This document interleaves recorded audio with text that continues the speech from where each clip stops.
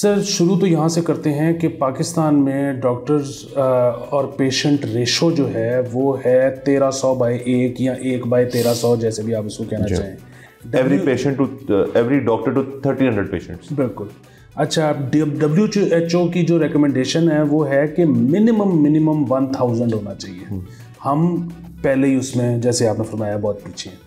अच्छा, अब दूसरी चीज़ पे आ जाते हैं कि हुकूमत इससे कोशिश कर रही है कि बड़े अस्पतालों के कुछ डिपार्टमेंट्स आउटसोर्स कर दिए जाएं और कुछ DHQs जो हैं वो आउटसोर्स कर दिए जाएं। और वो अभी तो कुछ कह रहे हैं, हो सकता है उनका इरादा हो फिर ज़्यादा करने को इवेंचुअली। अच्छा, अब उसमें मामला ये है कि हम, जिस तरह से आपने फरमाया कि ये जो सरकारी डॉक्टर्स हैं इनको ये लगता है कि जी हमारा क्या बनेगा फिर, मतलब हम तो पहले ही बड़े ओवरबर्डनड हैं और हम तो सरकार से ही एक्सपेक्ट करते थे कि सरकार मज़ीद डॉक्टर्स हायर करेगी ताकि हमारा बर्डन कम हो। सरकार अगर आउटसोर्स कर रही है तो हम तो बिल्कुल सड़क पे आ जाएंगे। उसके बाद पता नहीं हमारी वो जो प्राइवेट सेक्टर है वहाँ पे जगह बनेगी नहीं बनेगी, कैसे मामलात चलेंगे।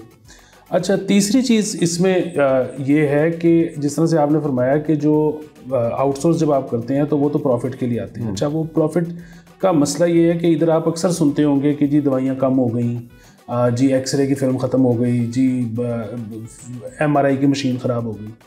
अच्छा, जब वो ये सारा कुछ होता है और उसमें ज़ाहिर है वो चीज़ें ऑपरेशनल नहीं होती, लेकिन बहरहाल एक हस्पताल चल रहा होता है क्योंकि वो सरकारी होता है।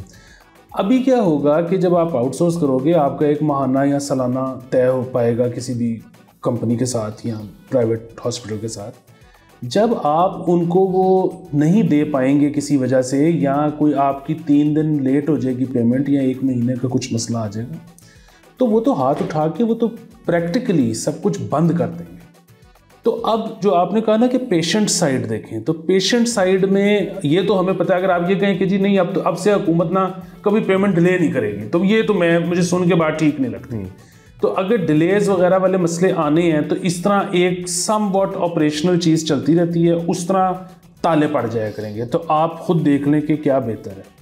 दूसरी चीज़ ये है कि सर ये डॉक्टर्स की जो ज़िंदगी है ना पाकिस्तान में वो बहुत मुश्किल है। मतलब यहाँ पर एक तो हम ये सोचते हैं कि जी बड़ी क्रीम है, जो ज़ाहिर है इतना पढ़ के आते हैं और वो सारा कुछ। एक तो उनकी आप सरकारी तनख्वाहें जो है ना वो बताई नहीं जा सकती क्योंकि वो शर्मिंदगी की हद तक कम है, और ये अभी बल्कि रिसेंटली YDA की वजह से बढ़ी हैं, वरना इतनी भी नहीं होती थी।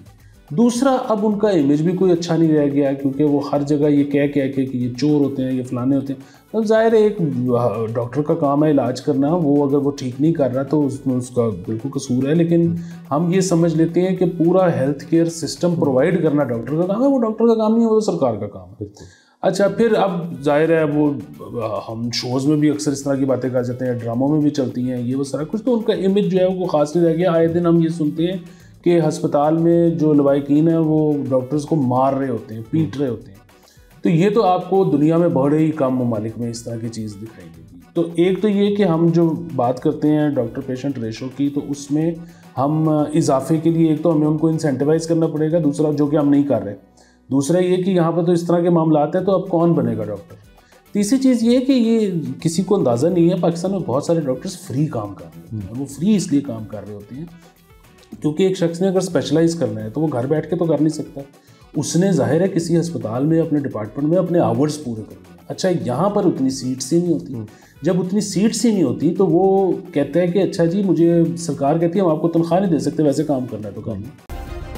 सब्सक्राइब करें और बेल दबाएं ताकि कोई खबर रह न जाए।